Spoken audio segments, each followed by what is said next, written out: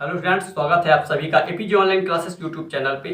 तो class 10th NCERT गणित में अध्याय एक वास्तविक संख्या रियल नंबर के बारे में पढ़ रहे थे। इसके पहले हमने प्रश्नावली 1.2 तक कंप्लीट कर लिए हैं। अब आगे बढ़ते हुए प्रश्नावली 1.3 को सॉल्व करेंगे और इसमें जाने से पहले प्रमेय 1.4 देख लेते हैं। यहाँ पे क्वेश्चन हमारे पास है √2 एक अपरिमेय संख्या है। ठीक है, तो इस तरह से कई सारे क्वेश्चन पूछे जाते हैं, जैसा कि √3 एक अपरिमेय संख्या है, √5 एक अपरिमेय संख्या है, √7 एक अपरिमेय संख्या। इस तरह से कई सारे क्वेश्चन पूछे जाते हैं और इन क्वेश्चनों में से आपके एग्जाम में एक जरूर आता है। ठीक है, तो इसे आप अच्छे से तैयार कीजिए और अगर आप इसको एक एक स्टेप को समझते हैं तो आपसे बनेगा। ठीक है, और यहाँ पे अगर आपसे एक क्वेश्चन बन जाएगा तो ये सभी आप अपने से खुद से कर पाएंगे। ठीक, तो चलिए आइए शुरू करते हैं।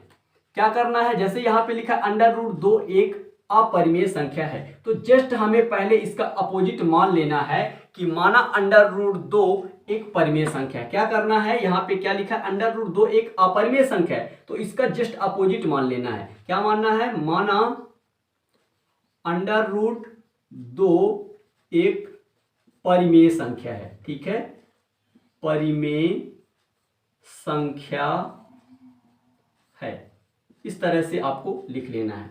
पहला स्टेप तो आपका यही है कि इसको मान लेना है उल्टा। जैसे यहां पे लिखा था √2 एक अपरिमेय संख्या है, तो आपको मान लेना है माना √2 एक परिमेय संख्या है। ठीक, इसके बाद आगे बढ़ते हैं। आपने क्लास 9th में पढ़ा होगा कि परिमेय संख्याएं क्या होती हैं। परिमेय संख्या ऐसी संख्या जिसे हम p/q के रूप में लिख सकते हैं, परिमेय संख्या कहलाती है और q बराबर नहीं है 0। तो यहां पे देखिए हम क्या लिखेंगे, √2 बराबर लिखेंगे p/q और यहां पे हम लिख देंगे, जहां p और q, यहां पे आपको ब्रैकेट में लिख के आना एग्जाम में, जहां p और q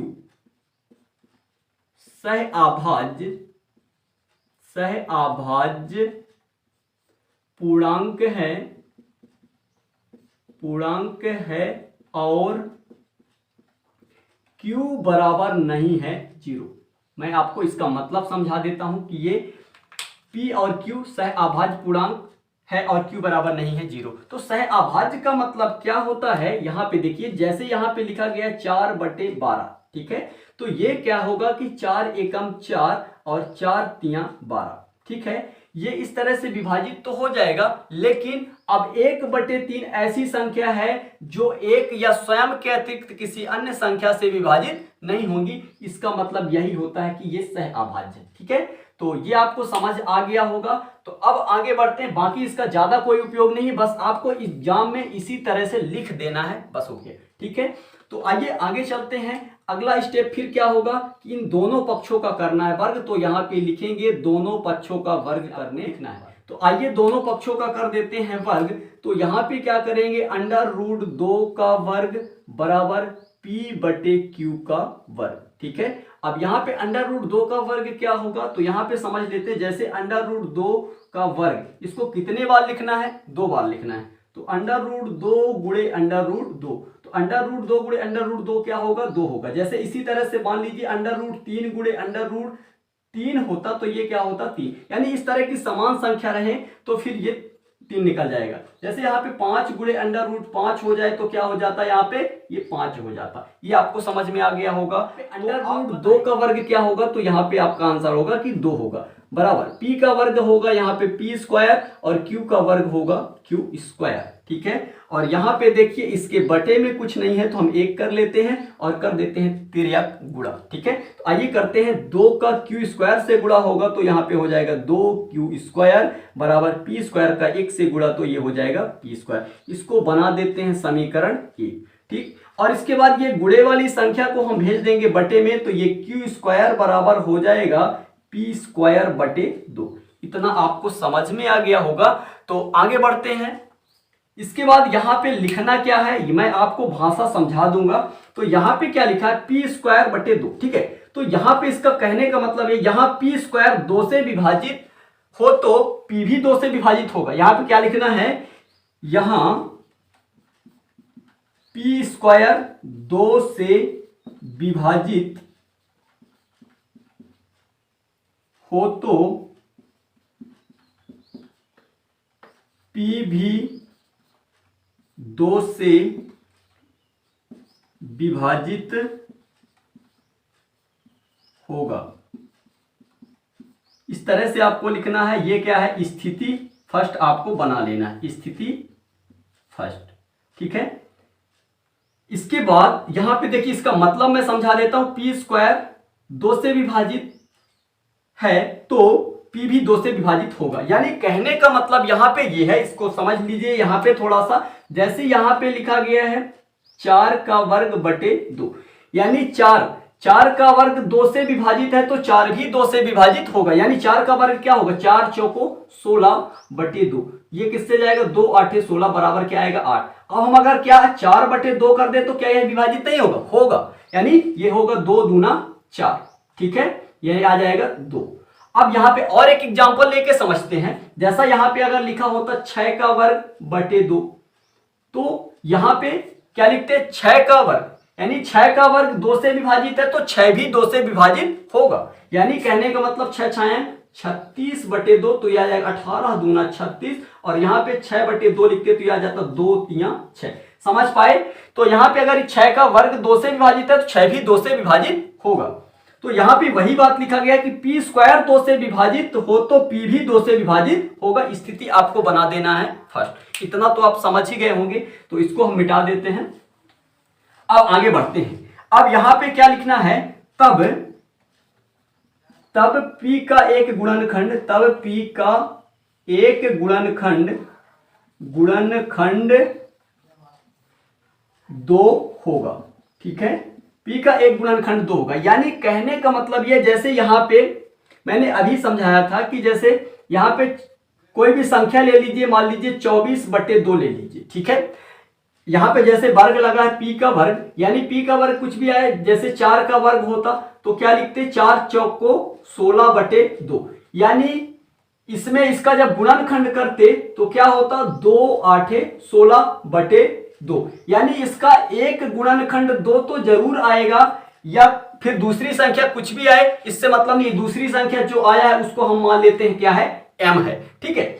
तो यहां पे एक गुणनखंड इसका 2 तो जरूर आएगा, तो यहां पे लिखेंगे P बराबर क्या हो जाएगा 2, और ये इसका कोई भी संख्या आता है उसे हम मान लेते हैं m। इसको हम बना देते हैं क्या, समीकरण 2 भी बना सकते, नहीं भी बनाते तो कोई दिक्कत नहीं है। समझ पाए इतना। तो आगे बढ़िए। जैसे कि अब ये P का मान हम कहां रख देते हैं, समीकरण 1 में। तो यहां पे लिखेंगे P का मान समीकरण 1 में रखने पर, आगे लिख लेते हैं। यहां से देखिए P का मान समीकरण 1 में रखने पर, तो चलिए आइए P का मान समीकरण 1 में रख देते हैं। तो यहां पे देखिए हम समीकरण 1 को ही पहले लिख लेते हैं। क्या है हमारे पास समीकरण 1, 2q स्क्वायर, यहां पे लिखेंगे 2q स्क्वायर बराबर क्या है, P स्क्वायर। यहां पे लिखेंगे 2q स्क्वायर बराबर P का मान हमारे पास क्या है, तो P का मान हमारे पास 2m है, तो यहां पे लिखेंगे 2m। वर्ग लगा है तो लगा देते हैं वर्ग, ठीक है। आगे चलिए, यहां पे ये वही लिखे रहेगा 2q स्क्वायर। 2 का वर्ग क्या होता है, आप सबको पता है कि 2 का वर्ग क्या होता है, 4 होता है, और m का वर्ग होगा m स्क्वायर। बात समझ पाए। तो आगे बढ़ते हैं। ये गुणे वाली संख्या को भेज देंगे बटे में, तो यहां पे क्या बचेगा, q वर्ग बराबर 4m स्क्वायर बटे 2, ठीक है। इतना आया। फिर इसके बाद क्या करेंगे, 2 का भाग चला जाएगा, तो q स्क्वायर बराबर 2 दूना 4, यानी 2 से ये कैंसिल होगा, 2m स्क्वायर, ठीक। ये गुणे वाली संख्या को फिर से बटे में भेज देते हैं, तो यहां पे होगा q स्क्वायर बटे 2 बराबर m स्क्वायर। और यही भाषा आपको फिर से लिखना है। क्या लिखना है कि q स्क्वायर 2 से विभाजित है तो q भी 2 से विभाजित होगा, ठीक है। तो ये आपको यहां पे लिख लेना है। क्या लिखेंगे, यहां आपको यहीं से देख के लिखना है। क्या लिखना है, q स्क्वायर 2 से विभाजित है तो q भी 2 से विभाजित होगा। तो यहां लिखेंगे, यहां q स्क्वायर 2 से विभाजित हो तो q भी 2 से विभाजित होगा, 2 से विभाजित होगा। आपको इसको क्या बना लेना है, स्थिति को बना देना। आपको स्थिति क्या है, ये स्थिति सेकंड नंबर, ठीक।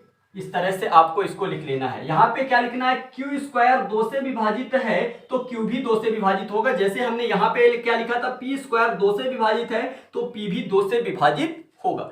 इसके बाद आपको क्या लिखना है, यहाँ पे आगे देखिए, यहाँ पे मैं बगल से लिख देता हूं, ठीक। तो देखते हैं क्या लिखना है ना, है स्थिति फर्स्ट व स्थिति सेकंड। यहाँ पे स्थिति फर्स्ट व सेकंड से स्पष्ट है, स्थिति फर्स्ट व स्थिति सेकंड से स्पष्ट है कि P बटे Q एक परिमेय संख्या नहीं है, ठीक है। स्थिति फर्स्ट और स्थिति सेकंड से स्पष्ट है कि P बटे Q एक परिमेय संख्या नहीं है, ठीक है। तो यहां पे क्या लिखेंगे, तब अंडर रूट 2 एक अपरिमेय संख्या है, अपरिमेय संख्या है। ये विरोधाभास से हम पहले इसको क्या मान लेते हैं, परिमेय संख्या मान लेते हैं, और विरोधाभास के अनुसार इसे हम गलत साबित कर देते हैं। इसलिए तब अंडर रूट 2 एक अपरिमेय संख्या है। आशा करता हूं ये आपको समझ में आ गया होगा।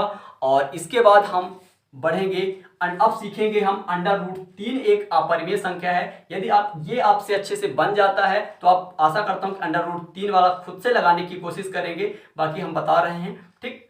तो ये आप इसका स्क्रीनशॉट लेके या रोक के वीडियो कर लीजिए, ठीक है। तो चलते हैं, अब हम सीखेंगे अंडर रूट 3 एक अपरिमेय संख्या है। हमारे पास उदाहरण नंबर 9 है, अंडर रूट 3 एक अपरिमेय संख्या है, ठीक है। ये आपके उदाहरण नंबर 9 पे दिया गया, आप बुक में देख लीजिए, एनसीईआरटी पैटर्न पर है। तो आप ये सभी बोर्ड के लिए महत्वपूर्ण है, तो आप सभी लोग तैयार कीजिए, ठीक है। तो यहाँ पे अब हम इसको समझेंगे, अंडर रूट 3 एक अपरिमेय संख्या है। तो सबसे पहला हमारा स्टेप क्या था, आपको पता होगा, मैंने अभी बताया है। तो अंडर रूट 3 एक परिमेय संख्या हमें मान लेना है। सबसे पहले इसका अपोजिट काम करना है। यहाँ पे लिखेंगे, माना अंडर रूट 3 एक परिमेय संख्या है, परिमेय संख्या है, ठीक। इसके बाद क्या करना है, परिमेय संख्या क्या होता है, परिमेय संख्या ऐसी संख्या जिसे हम P बटे Q के रूप में लिख सकते हैं, वो है परिमेय संख्या। तो आइए यहां पे लिखते हैं कि अंडर रूट 3 को क्या लिखेंगे, P बटे Q, ठीक है। और यहां पे P बटे Q, यहां पे ब्रैकेट में हमने क्या लिखा था, जहां P और Q, जहां P और Q सह अभाज्य पूर्णांक है और Q बराबर नहीं है 0, ठीक। ये आपको लिख के आना है एग्जाम में, ठीक है। तो ये हर एक क्वेश्चनों पे इस तरह के लिखना है। तो आइए यहाँ पे अब क्या करना है, अगला स्टेप हमारा क्या था, दोनों पक्षों का करना है वर्ग। तो यहाँ पे लिखेंगे दोनों पक्षों का वर्ग करने पर, दोनों पक्षों का वर्ग करने पर। तो चलिए आइए कर दीजिए, दोनों पक्षों का कर देते हैं वर्ग, ठीक है। तो यहां पे क्या होगा, अंडर रूट 3 का वर्ग बराबर P बटे Q का वर्ग, ठीक है। अंडर रूट 3 का वर्ग अभी मैंने इसके पहले बताया था, क्या होगा बताइए। तो आप सभी का जवाब होगा कि अंडर रूट 3 का वर्ग क्या होगा, 3, और P का वर्ग होगा P स्क्वायर और Q का वर्ग Q स्क्वायर, ठीक है। इसके बटे में कुछ नहीं है तो हम कर देते हैं 1 और कर देंगे क्या, तिर्यक गुणा, ठीक है। तो आइए करते हैं, Q स्क्वायर का गुणा 3 से होगा तो ये हो जाएगा 3Q स्क्वायर बराबर P स्क्वायर का 1 से, तो ये हो जाएगा P स्क्वायर। और ये बना देते हैं समीकरण नंबर 1। ये गुणे वाली संख्या को भेज देंगे बटे में, तो ये हमारा आएगा Q स्क्वायर बराबर P स्क्वायर बटे 3, ठीक है। अब यहाँ पे हमें क्या लिखना है, भाषा लिखना पड़ेगा। क्या लिखना पड़ेगा, तो यहाँ पे क्या लिखेंगे, P स्क्वायर 3 से विभाजित है तो P भी 3 से विभाजित होगा। वहां पे हमारे पास यहाँ क्या था, 2 था, तो हमने लिखा था P स्क्वायर 2 से विभाजित है तो P भी 2 से विभाजित होगा। तो इसी तरह से यहां पे लिखना है, यहां पी स्क्वायर 3 से विभाजित है, पी स्क्वायर 3 से विभाजित हो तो पी भी 3 से विभाजित होगा। अब आपको समझ में कुछ आने लगा होगा और इसके बाद आप खुद से प्रैक्टिस करेंगे तो आपका बहुत अच्छा होगा। ठीक है, तो यहां पे इसको मान लेते हैं, स्थिति क्या है, ये अभी फर्स्ट है। ठीक, अब इसके बाद आगे बढ़ते हैं। आप क्या लिखेंगे, तब p का एक गुणनखंड क्या होगा, यहाँ पे 3 होगा। उस बार क्या था, p का एक गुणनखंड 2 था, तो यहाँ पे 2 था। ठीक है, यहाँ पे क्या लिखेंगे, तब p का एक गुणनखंड, तब p का एक गुणनखंड, तब p का एक गुणनखंड 3 होगा। ठीक है, तो p बराबर क्या आ जाएगा, यहाँ पे हमारे पास 3m। समझ गए इतना, उस बार क्या था, 2m था। तो आगे बढ़ते हैं। अब यहां पे क्या करना है, p का मान कहां रख देना है, समीकरण 1 में। तो यहां पे लिखेंगे p का मान समीकरण 1 में रखने पर, यहां पे लिखेंगे p का मान समीकरण 1 में रखने पर। तो चलिए आइए p का मान समीकरण 1 में रख देते हैं। तो यहां पे आगे देखिए, तो यहां पे कैसे रखेंगे, सबसे पहले हम समीकरण 1 को ही लिख लेते हैं। क्या है हमारे पास, 3q² बराबर p²। ये हमारे क्या है, समीकरण 1। यहां पे वैल्यू रखेंगे, ये 3q² लिखा है, p का मान क्या है हमारे पास 3m। तो यहां पे लिखेंगे 3m, वर्ग लगा है तो लगा देते हैं वर्ग। यहां पे होगा 3q², 3 का वर्ग क्या होता है, 3 त्रिका 9, और m का वर्ग होगा m²। अब ये 3q² बराबर 9m² बटे, ये गुणे वाली संख्या को भेज देते हैं बटे में। ये यहाँ पे ध्यान रखिएगा 3 नहीं होगा क्योंकि ये गुणे वाली संख्या चली गई बटे में। ठीक है, तो यहां पे q², 3 का भाग चला जाएगा, 3 त्रिका 9 आ जाएगा 3m², और पुनः से ये गुणे वाली संख्या को भेज देते हैं बटे में। तो क्या होगा, q² बटे 3 बराबर m²। तो यहां पे क्या लिखेंगे, स्थिति सेकंड फिर से लिखेंगे कि q² 3 से विभाजित है तो q भी 3 से विभाजित होगा। यहां पे आपको लिख लेना है, यहां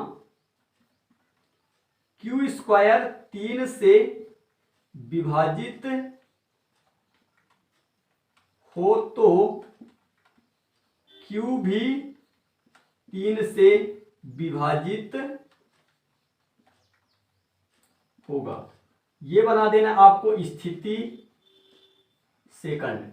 ठीक है, तो इस तरह से आपको लिख लेना है। आगे बढ़ते हैं। अब यहां पे हम क्या लिखेंगे, स्थिति फर्स्ट व सेकंड से स्पष्ट होता है कि, यहां पे लिखेंगे स्थिति फर्स्ट व सेकंड से स्पष्ट होता है,